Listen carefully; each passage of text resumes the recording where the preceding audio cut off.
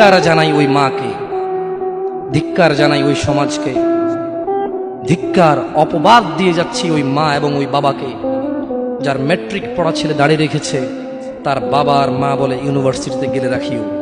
এমন ভাবে বলে মনে হয় যেন ছেলের জীবনটা নিজের হাতে, ইউনিভার্সিটি পর্যন্ত বাঁচবে তার গ্যারান্টি আছে। আফসোস, ফজরে ছেলে সন্তানকে জাগায় না। কেন? 8টা বাজে কোচিং আছে। ধিক্কার ওই মাকে যে ফজরের সময় জাগায় না, কারণ 8টা বাজে ক্লাস আছে। ওই মা তো এটা মেনে নিয়েছে যে তার ছেলে 8টা পর্যন্ত বাঁচবে, এই গ্যারান্টি সে নিয়ে নিয়েছে। কি আমি মিথ্যা কথা বলছি? অযৌক্তিক। ধিক্কার ওই পুরুষকে যাকে বলেছি সিগারেট ছেড়ে দাও, সে বলেছে আর কয়দিন, টেনশনটা একটু বেশি, তারপরে ছাড়বো।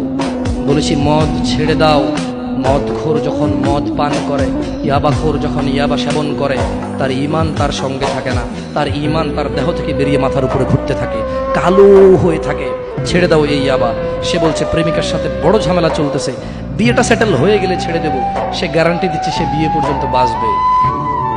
আফসোস ওই যুবক, যে মিথ্যেবাদী যুবক ওয়াজের মাহফিলে ভীতু হয়ে থাকে, ওয়াজ থেকে বেরিয়ে দাম্ভিকতা দেখায়। এখানে কেউ হাত তুলতে পারলো না যে সে ফজর পর্যন্ত বাঁচবে।